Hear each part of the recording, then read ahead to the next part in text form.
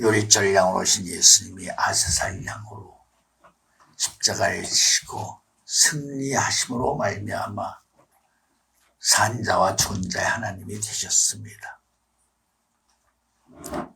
그리고 난 이후의 세계는 어떤 세계라고 말씀할 수가 있는 것인가 하는 점을 깊이 한번 생각해 보시기 바랍니다. 십자가상에서 다 이뤘다 하시고 요한일서 2장 15절 말씀처럼 우리에게 영원한 생명을 주셨습니다. 그리고 난 다음의 세계는 과연 어떤 세계라고 말할 수 있는 것인가? 유다지파로 오신 예수님이 이 땅에서 장자권을 회복하셨죠. 장자권을 회복하신 이후의 인생들의 삶은 과거와는 전혀 다른 삶을 살아가고 있다고 말할 수가 있습니다. 우리가 이제는 사자로서의 삶이 아니라 장자로서의 삶을 살아가고 있다는 것을 생각해 보자는 것입니다. 장자로서의 삶은 이렇게도 전환적으로 말할 수가 있습니다. 아담이 불순종한 결과에서 벗어나 둘째 아담으로 오신 예수님이 새 창조, 새 역사의 새 사람으로 우리를 만들어주셨다라고도 말할 수가 있는 것입니다. 그렇기 때문에 히브리 9장 28절에서 내가 제화상으로 두 번째 바라는 자들에 오겠다. 한 바라는 자들은 아브라함의 자손으로서 아브라함과 함께 하나님의 후사로서 영원한 기업을 받을 수 있는 사람들이라고 말할 수 있는 것이죠. 이 말씀을 통해서 우리가 한 가지 분명하고 확실하게 정리해야 될 부분은 바로 이 문제입니다.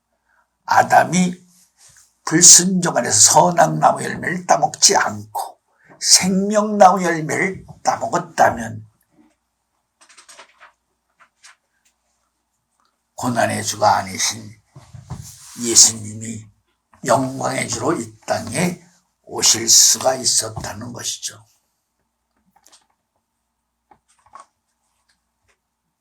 그 말씀의 의미 속에는 아담이 불순종하지 않고 영생의 생명이 되는 생명나무 열매를 따먹었다고 해도 이 땅에는 죄가 없는 영광의 세계가 펼쳐질 것인가 하는 점을 생각해 보자는 것입니다. 분명히 창세기 1장 2절에 보면 공허와 혼돈과 흑암, 이것은 마치 이런 의미와 같은 것이죠. 욕심이 장성하면 죄가 되고 죄가 장성하면 사망이 된다.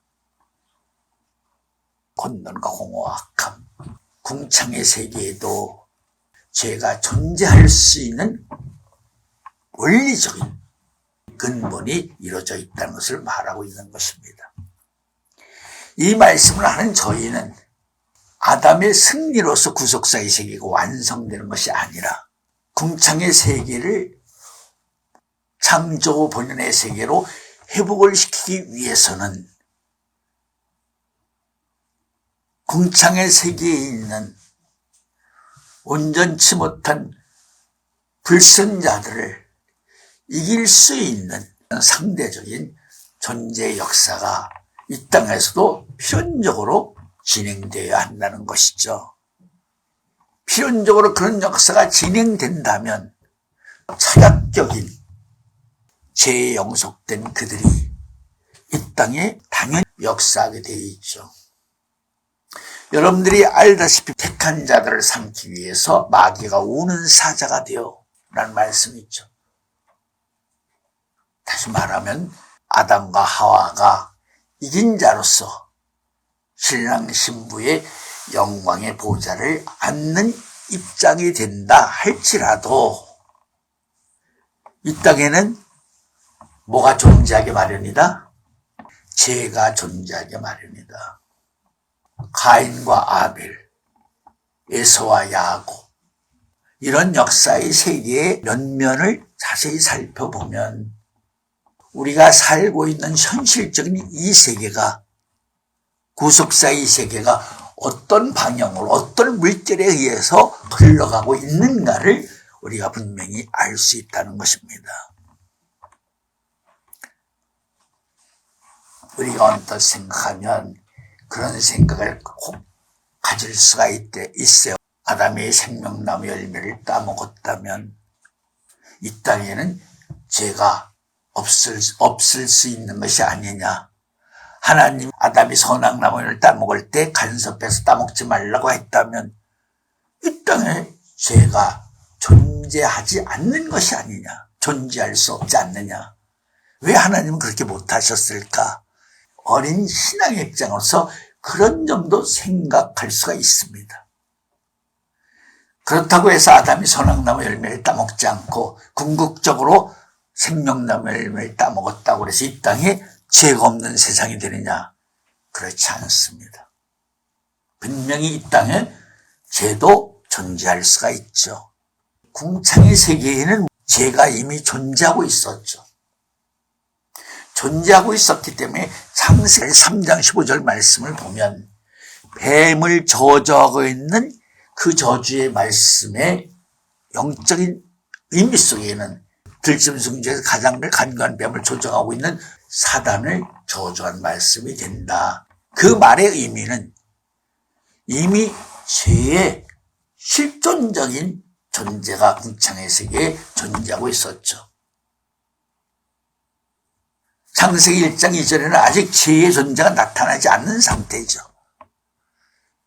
그러나 바로 에스겔 28장 말씀처럼 궁창의 세계에 드디어 죄의 실존적인 존재가 나타났습니다. 그 죄의 존재도 자기가 가지고 있는 권세와 능력을 통해서 이 땅에 당연히 구속사의 세계를 펼치시는 하나님의 역사하심을 바라보면서 자기의 목적을 위해서 분명히 역사를 하게 돼 있다는 것입니다. 이 말씀을 생각해 보세요. 천국이 이루어질 제밭에 하나님이 좋은 씨를 뿌렸어요. 마귀가 와서 밤중에 가라지를 뿌렸어요. 마귀가 와서 밤중에 천국이 이루어질 제밭에 가라지를 뿌렸다는 말은 뭐죠? 구속사의 세계를 이루시고자 하시는 마지막 제밭에 마귀가 가라지를 뿌렸다는 것은 마귀도 자기의 목적을 이루기 위해서 개입했다 하는 것을 알 수가 있지요. 즉 다시 말하면 이런 의미도 전환적으로 설명할 수가 있습니다.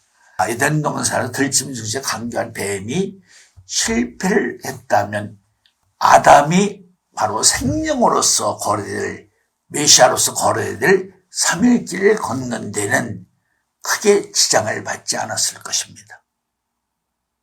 그러나 그가 하나님을 대신한 구속사의 주인공으로서 이 땅의 역사의 세계를 펼쳐나간다면 마귀가 또한 펼쳐나가는 구속사의 세계를 바라보면서 깨달으면서 하나님의 구원의 계획의 완성의 세계를 하나하나 그들도 깨닫고 이해하고 자기 것으로 만들려고 최선을 다한다 하는 것을 우리는 부인할 수가 없는 것입니다.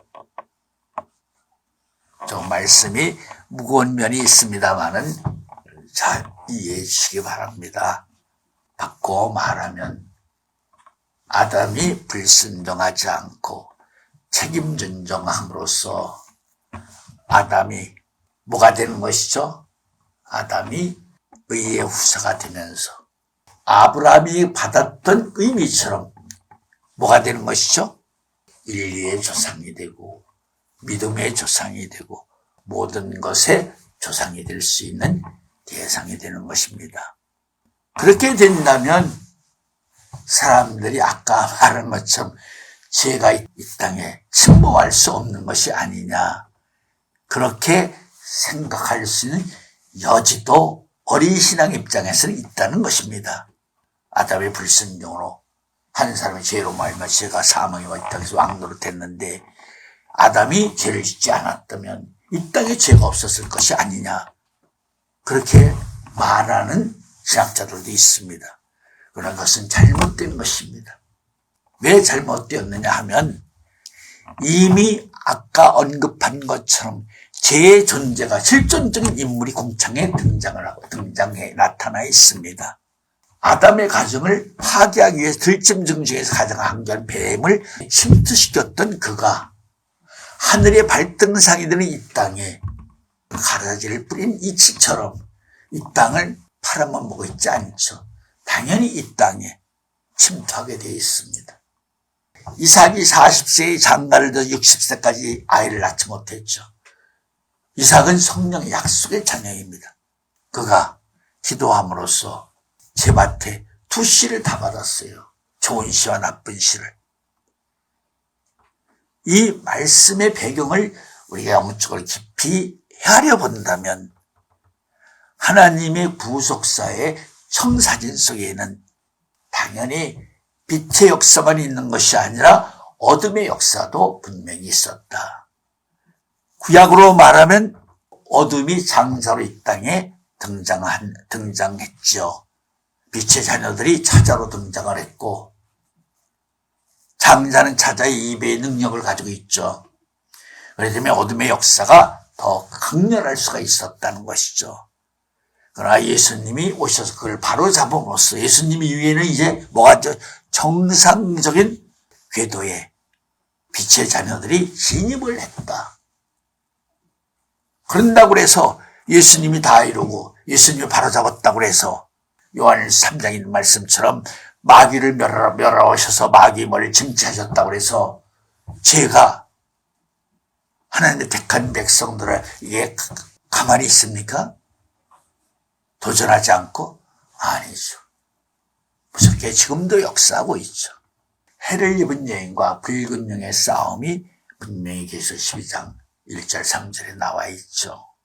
두 감람나무의 역사와 그리고 그의 죽음에 관한 말씀도 분명히 이 땅에서 이루어진 결과의 세계라고 말할 수가 있습니다. 다시 말하면 이런 뜻입니다. 예수님께서 14사에도 다 이뤘다면 장자권도 다 회복하신 것이죠.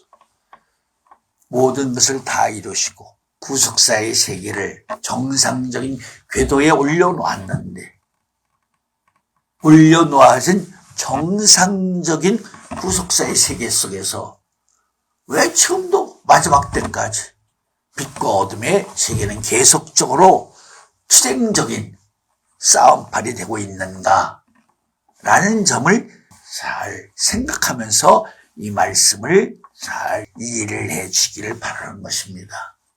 이 말씀을 이해한다면 우리가 구속사의 세계가 시작되고 진행되는 과정에서 또 결과를 이루는 과정에서 꼭 필요한, 정확히 알아야 될 빛의 역사의 세계를 분명하고 확실하게 취득할 수가 있는 것이다 라는 말씀을 하고 있는 것입니다.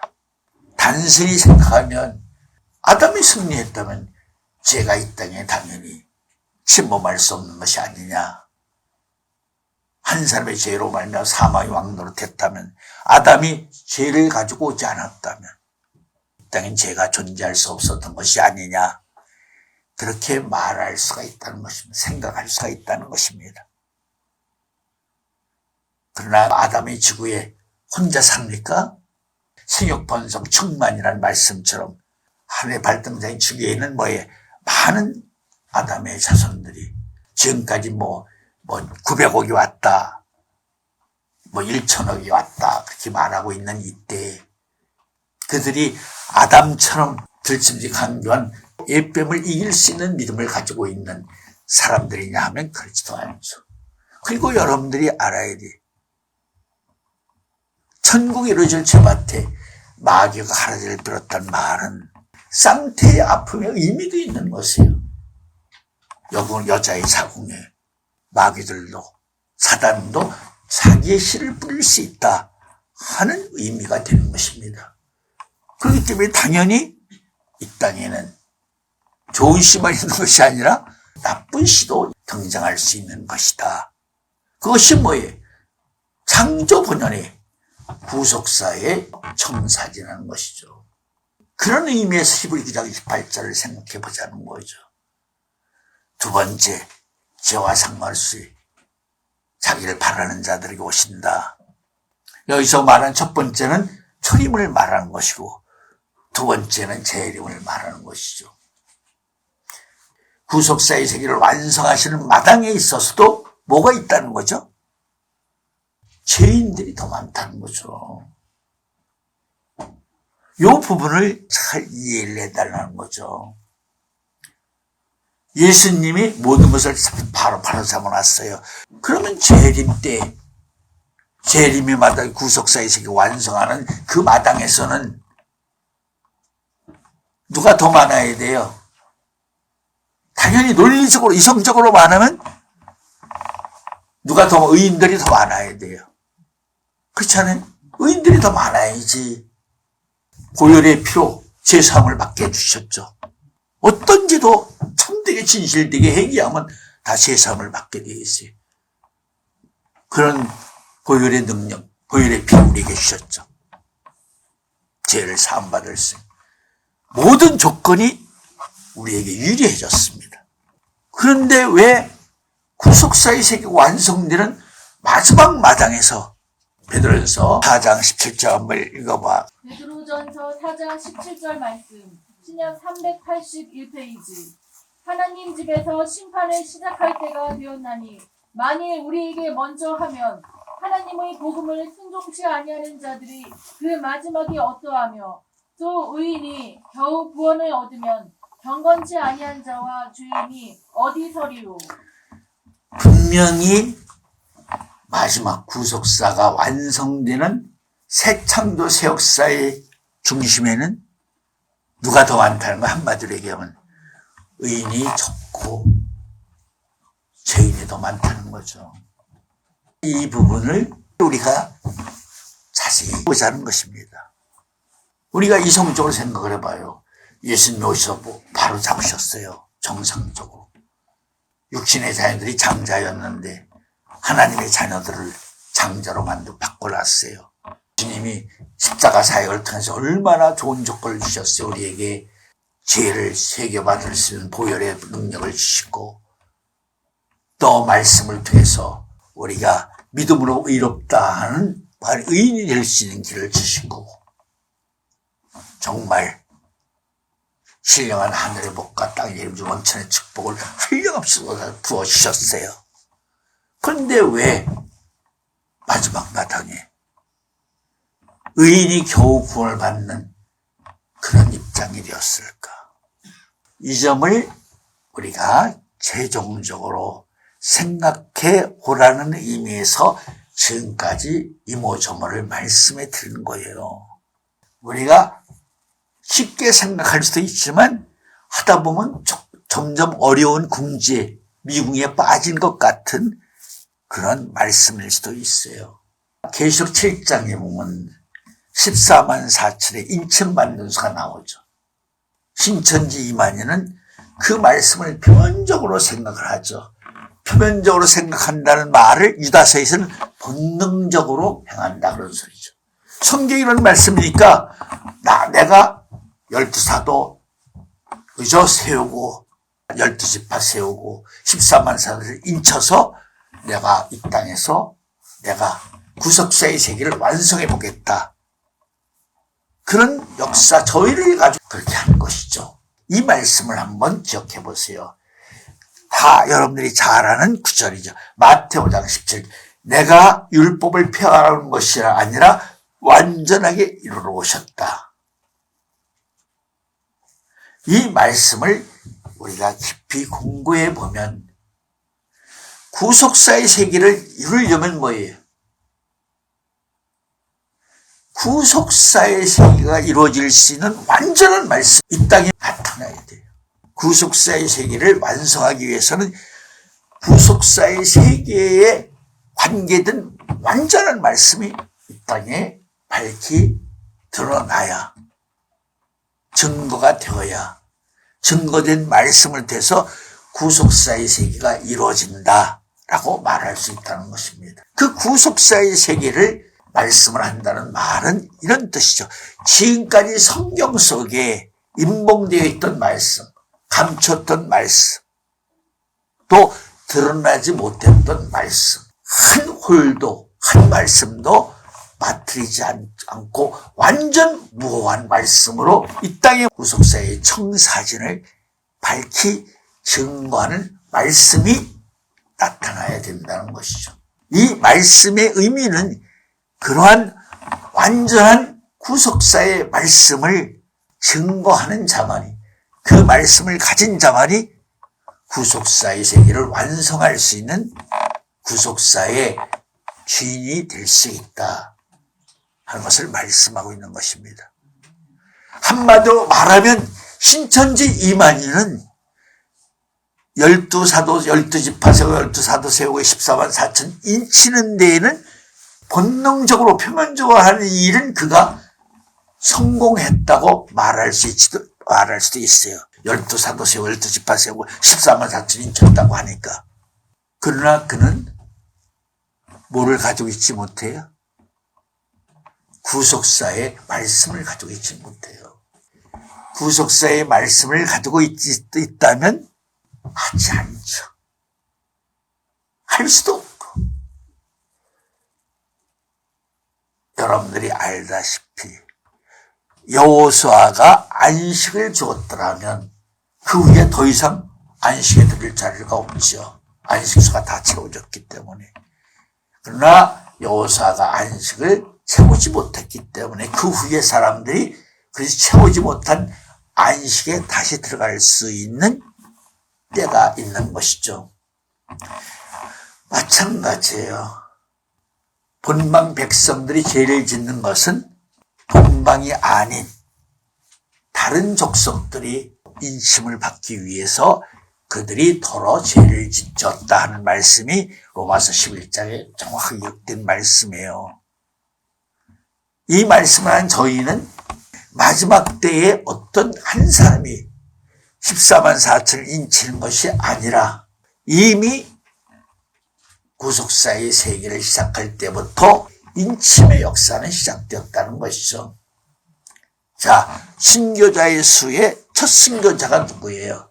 히브리 11장 4절 말씀처럼 아벨은 죽었으나 믿음으로 소리치고 있다. 아벨이 첫 순교자의 첫 사람이죠. 다섯 죄인을 뗄 때 순교자의 수가 나오죠. 왜 우리의 힘을 들어주지 않습니까? 너희들처럼 너희 동무들의 수가 채워지기까지 기다려라. 이미 순교의 수도 이미 처음부터 시작이 됐고, 마지막 때 한 번에 인침을 받는 것이 아니라 이미 구속사의 세계를 펼칠 때부터 모든 뜻과 때와 수는 계속적으로 인침이 진행되고 있었다 하는 것을 말하고 있는 것입니다. 그런데 이 이만희는 그걸 모르고 자기가 마지막 때 14만 4천을 인치고 이들이 하는 표면적인 행위는 곧 본능적으로 하는 행위와 같다. 성경의 표면적으로 나와 있는 말씀을 자기가 이루겠다고 하는 의표 같은 것이다 라고 말하고 있는 것입니다. 그러나 구속사의 말씀을 가지고 계신 분은 뭐예요? 구속사의 세계가 어떻게 이루어지는지 처음부터 끝까지 밝히 정확하게 아는 분이기 때문에 그런 본능적인 행위는 하지 않는 것이다. 아까도 베드로서 4장 17절에 읽었잖아요. 이제 의인이 겨우 구원을 받는 때, 마지막 때 장자의 권리를 가지고 있던 어둠의 권세가 비록 장자의 자리를 빼앗기고 차자가 되었지만 그들의 권세와 능력은 그렇죠? 바로 노도와 같이 물려오는 태산 같은 물결 파도, 그런 저력을 가지고 있다 하는 것을 알아야 되는 것입니다. 왜냐하면 자, 이런 점도 생각을 해야 돼요. 예수님은 7번씩 아니라 70번이라도 회개하면 용서해 줘라. 원수를 사랑으로 이겨라. 악을 선으로 이겨라. 누가 더 살기가 편안한 대상이 되었을까? 예수님은 간음도 영적으로 간음을 정해놓으셨죠. 마음으로 하는 것도 실제적으로 간음을 하는 것 같은 죄. 한마디로 얘기하면 제사함을 주셨지만은 대신 죄에 대한 기준이 7배로 늘어났죠. 그렇기 때문에 이 세상을 살아가는 사람들 입장에서 본다면 어느 편이 더 쉽게 편안하게 재미있게 살 수가 있어요.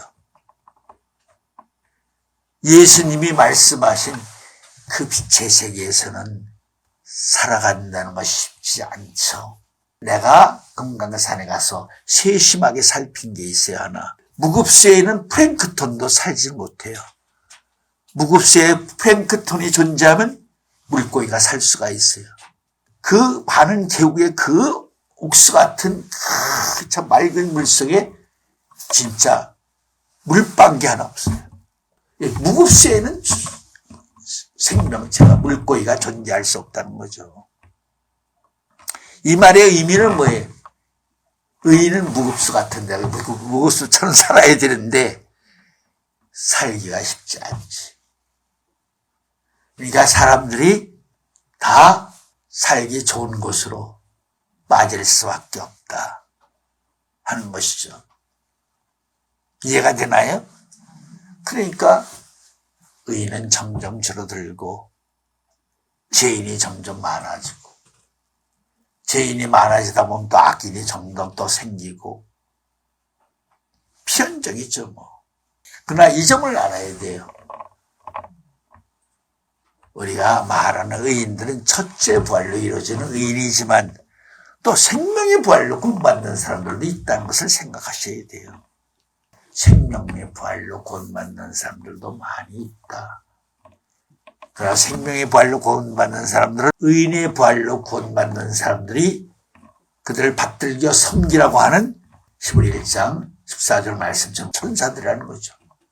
생명의 부활로 구원받는 사람들이 다 하늘의 천사들이 있는 사람들이에요. 그렇기 때문에 생명의 부활로 구원받는 사람이 저 훨씬 많다 하는 사실도 우리가 참고적으로 알아야 되는 것입니다. 자, 여기까지만 오늘 하겠습니다. 기도하겠습니다.